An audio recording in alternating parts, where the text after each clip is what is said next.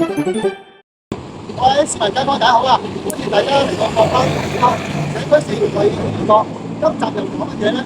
就咧嗱，見到我哋喺浙江街遊樂場嘅巴士站啦。咁咧之前咧有唔少街坊同我哋講，呢一個行人路比較窄啊，所以咧我咧就經翻直播咧，就跟住呢件事，就令到而家咧東涌嘅巴士站咧嘅路咧就困住咗啦。跟住咧我哋問下啲街坊咧，其實坐呢個巴士站咧嘅設計有啲咩好處啊？